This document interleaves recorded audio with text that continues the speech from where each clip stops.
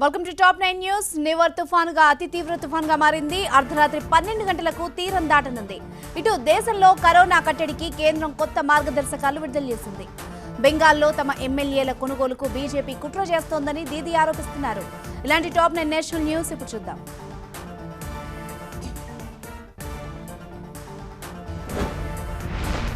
నివర్ అతి తీవ్ర తుఫానుగా మారింది. వాయువ్య దిశగా వెళ్లి ఈ అర్ధరాత్రి చెన్నై, పుదుచ్చేరి మధ్య తీరం దాటనుంది. తుఫాను హెచ్చరికలతో పుదుచ్చేరిలో కర్ఫ్యూ వాతావరణం ఏర్పడింది. తమిళనాడు తీరం వెంట భారీ వర్షాలు పడుతున్నాయి. నివర్ ప్రభావం ఆంధ్రప్రదేశ్ పైన తీవ్రంగానే కనిపిస్తోంది. ప్రకాశం జిల్లా వాడరేవులో 3వ ప్రమాద హెచ్చరిక జారీ చేశారు. నెల్లూరు, చిత్తూరు జిల్లాలో భారీ నుంచి అతి భారీ వర్షాలు కురుస్తున్నాయి. తుఫాను ప్రభావిత ప్రాంతాల్లో జగన్ సర్కార్ ముందస్తు చర్యలు చేపట్టింది. రెండవ దశలో రెచ్చిపోతున్న కరోనా కట్టడికి కేంద్రం చర్యలు చేపట్టింది. రాష్ట్రాలు, కేంద్ర పాలిత ప్రాంతాలకు కొత్త మార్గదర్శకాలు జారీ చేసింది. డిసెంబర్ 1వ తేదీ నుంచి కంటైన్మెంట్ ఏరియాలో నైట్ కర్ఫ్యూ విధించాలని తెలిపింది. ఫిజికల్ డిస్టెన్స్, కాంటాక్ట్ ట్రేసింగ్ పై దృష్టి పెట్టాలని సూచించింది. కరోనా కట్టడికి పంజాబ్ ప్రభుత్వం మరింత కఠిన చర్యలు తీసుకుంది. డిసెంబర్ 1వ తేదీ నుంచి రాష్ట్ర వ్యాప్తంగా రాత్రి వేళల్లో కర్ఫ్యూ విధించింది. రాత్రి 9:30కే వ్యాపార సముదాయాలు మూసేయాలని ఆదేశాలు జారీ చేసింది. మాస్క్ పై పెనాల్టీ డబుల్ చేసింది.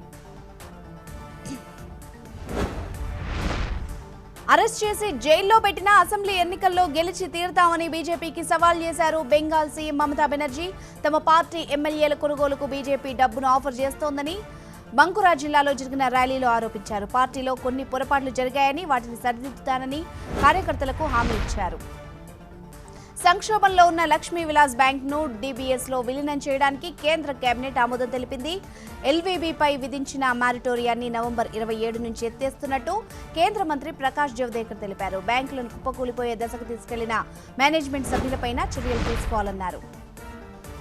ప్రాఫిట్ బుకింగ్స్ తో దేశీయ స్టాక్ మార్కెట్లు నష్టాల్లో ముగిశాయి. సెన్సెక్స్ 695 పాయింట్లు, నిఫ్టీ 197 పాయింట్లు నష్టపోయాయి. మార్కెట్లు రికార్డు స్థాయికి పెరిగిన తర్వాత ఇన్వెస్టర్లు లాభాలు స్వీకరించడంతో ఒక్క రోజులోనే 2 లక్షల కోట్ల రూపాయలు ఆవిరయ్యాయి. దేశ రాజధాని ఢిల్లీలో నడి రోడ్డుపై గ్యాస్ పైప్ లైన్ బ్లాస్ట్ అయింది. ఈ పేలుడులో 2కి తీవ్ర గాయాలయ్యాయి. మియాపూర్లోని రోడ్డుపై ఐజీఎల్ పైప్ లైన్ నుంచి మంటలు చెలరేగాయి. దీంతో చాలా ఇళ్లు తగలబడ్డాయి. ఘటనా స్థలానికి ఫైర్ ఇంజన్లు చేరుకున్నాయి. ఫైర్ సిబ్బంది మంటలను అదుపు చేశారు. కాంగ్రెస్ సీనియర్ నేత అహ్మద్ పటేల్ ను కరోనా మహమ్మారి పొట్టున పెట్టుకుంది. గురుగావ్లోని మేదాంత ఆసుపత్రిలో చికిత్స పొందుతూ తుది శ్వాస విడిచారు అహ్మద్ పటేల్. అక్టోబర్ 1వ తేదీన తాను కోవిడ్ బారిన పడినట్టు ట్విట్టర్ ద్వారా తెలిపారు. ప్రధాని మోదీ, కాంగ్రెస్ అధినేత్రి సోనియాతో పాటు పలువురు నివాళి తెలిపారు. రోజుకో పవర్ఫుల్ కమెంట్ తో జీహెచ్ఎంసీ ఎన్నికలు అసెంబ్లీ ఎన్నికల్ని తలపిస్తున్నాయి. హైదరాబాద్ లో ఆధిపత్యం కోసం రోజుకో పార్టీ నాయకుడు సంచలన వ్యాఖ్యలు చేస్తున్నారు. బీజేపీ అధ్యక్షుడు బండి సంజయ్ నిన్న సర్జికల్ స్ట్రైక్స్ అంటే ఇవాళ ఎంఐఎం ఎమ్మెల్యే అసద్ ఎన్టీఆర్, పీవీ ఘాట్లను టార్గెట్ చేశారు. ఇలాంటి టాప్ 9 గ్రేటర్ న్యూస్ ఇప్పుడు చూద్దాం.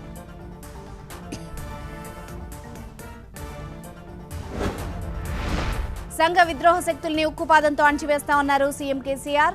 సామరస్యతను దెబ్బతీసి జీహెచ్ఎంసీ ఎన్నికల్లో లబ్ధి పొందేందుకు కుట్రలు చేస్తున్నారని ఆరోపించారు. తెలంగాణ శాంతి భద్రతలపై సమీక్ష నిర్వహించిన కేసీఆర్ అరాచక శక్తుల కుట్రలకు సంబంధించిన సమాచారం ప్రభుత్వం దగ్గర ఉందని చెప్పుకొచ్చారు. హుస్సేన్ సాగర్ దగ్గర ఎన్టీఆర్, పీవీ సమాధుల్ని కూల్చేయాలన్న మజ్లిస్ ఎమ్మెల్యే అక్బరుద్దీన్ వ్యాఖ్యల్ని తీవ్రంగా ఖండించారు. TRS working president KTR Akbar వ్యాఖ్యలు అర్ధరహితమని ఖండించారు.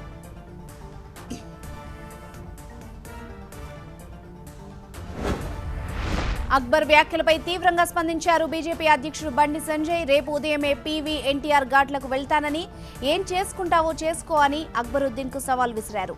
ఆ మహానాయకుల ఘాట్లకు తాము రక్షణగా ఉంటామని, అక్కడే ప్రమాణం చేస్తామని చెప్పుకొచ్చారు. కార్పొరేటర్ స్థాయి లీడర్ను రాష్ట్ర అధ్యక్షుడిని చేస్తే అడ్డగోలుగానే మాట్లాడతారని బండి సంజయ్ పై కమెంట్స్ చేశారు టీపీసీసీ చీఫ్ ఉత్తమ్.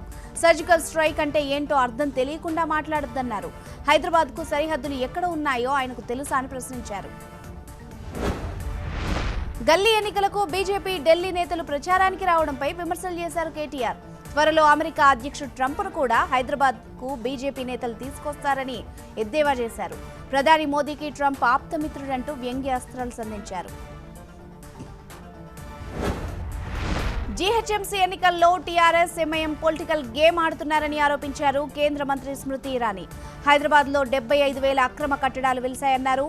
టీఆర్ఎస్ కు ప్రజల మద్దతు తగ్గుతోందని చెప్పుకొచ్చారు.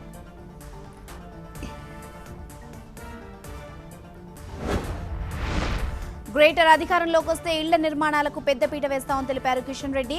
జీహెచ్ఎంసీ ద్వారా ఇతర ఏజెన్సీలకు నిర్మాణ బాధ్యతలు అప్పగిస్తామని చెప్పుకొచ్చారు. రేపు గ్రేటర్ ఎన్నికల మేనిఫెస్టో విడుదల నేపథ్యంలో కిషన్ వ్యాఖ్యలు ఆసక్తికరంగా మారాయి.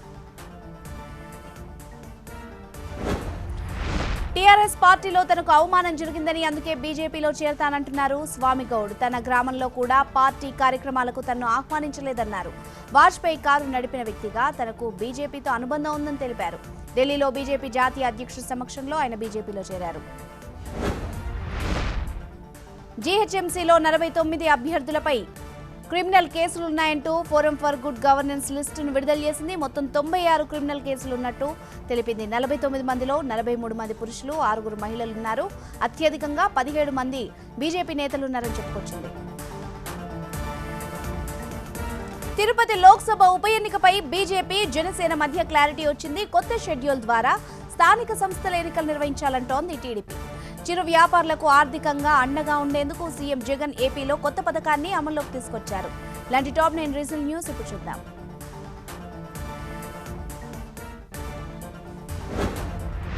తిరుపతి అభ్యర్థిపై కమిటీ వేయాలని నిర్ణయించాయి బీజేపీ, జనసేన. అందరితో మాట్లాడిన తర్వాత నిర్ణయం తీసుకోవాలని డిసైడ్ చేశాయి. బీజేపీ జాతీయ అధ్యక్షుడు జేపీ నడ్డాతో భేటీలోనూ ఈ అంశంపై చర్చించారు జనసేన అధినేత పవన్ కళ్యాణ్.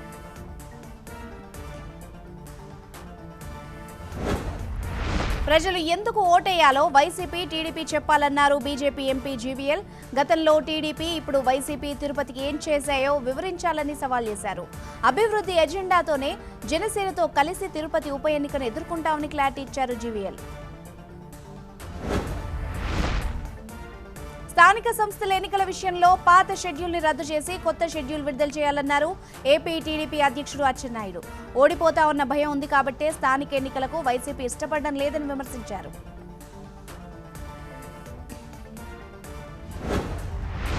చిరు వ్యాపారులకు తోడుగా నిలిచే 0 వడ్డీ పథకాన్ని ప్రారంభించింది ఏపీ ప్రభుత్వం. 10 లక్షల మంది చిన్న వ్యాపారులకు 10,000 రూపాయల చొప్పున రుణాలందించే కార్యక్రమానికి శ్రీకారం చుట్టారు సీఎం జగన్.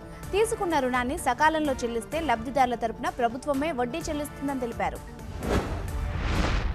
తూర్పుగోదావరి జిల్లా డీఆర్సీ సమావేశంలో వైసీపీ ఎంపీ, ఎమ్మెల్యే గొడవపై సీఎం జగన్ సీరియస్ అయ్యారు. ఎంపీ పిల్లి సుభాష్ చంద్రబోస్, ఎమ్మెల్యే ద్వారంపూడి చంద్రశేఖర్ రెడ్డిలను క్యాంప్ ఆఫీస్కు పిలిపించారు. ఆ రోజు మీటింగ్లో జరిగిన వాగ్వాదంపై సీఎంకు వివరణ ఇచ్చారు ఇద్దరు నేతలు. తిరుపతి లోక్సభ ఉప ఎన్నిక ప్రచారంలో టీడీపీ వేగాన్ని పెంచింది. ఈ నేపథ్యంలో టీడీపీ అధ్యక్షుడు చంద్రబాబుతో భేటీ అయ్యారు పనబాక లక్ష్మి దంపతులు. హైదరాబాద్లోని ఆయన నివాసంలో ఈ భేటీ జరిగింది. ఎన్నికల ప్రచారం, అనుసరించాల్సిన వ్యూహంపై చర్చించారు. రాష్ట్రపతి పర్యటనలో తనకు ఎలాంటి అవమానం జరగలేదన్నారు తిరుపతి కలెక్టర్ భరత్. విజిలెన్స్ అధికారులు తనను అడ్డుకోలేదని, తనతో పాటు ఉన్న వారిని మాత్రమే ఆపారని తెలిపారు. తన వెంట వచ్చిన వాళ్లు లేకుండా తాను గుడిలోకి వెళ్లలేక వెనక్కి తిరిగి వెళ్లానని క్లారిటీ ఇచ్చారు. ఎన్నికల నేపథ్యంలో ఏపీ మహేష్ కోఆపరేటివ్ బ్యాంకులో ఊహించని విధంగా కొత్త ఓటర్ల సంఖ్య పెరిగిపోయింది.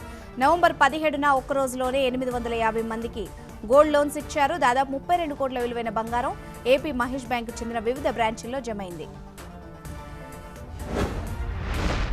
ప్రియురాలు మోసం చేసిందని కెనడాలో ఈ నెల 14న ఆత్మహత్యకు పాల్పడిన ప్రణయ్ పార్థివ దేహానికి ఆయన స్వస్థలం అనంతపూర్లో అంత్యక్రియలు జరిగాయి. ప్రియురాలు అఖిల మోసాన్ని తట్టుకోలేక నైట్రోజన్ గ్యాస్తో సూసైడ్ చేసుకున్నాడు ప్రణయ్. మృతి చెందిన 11 రోజుల తర్వాత ఇవాళ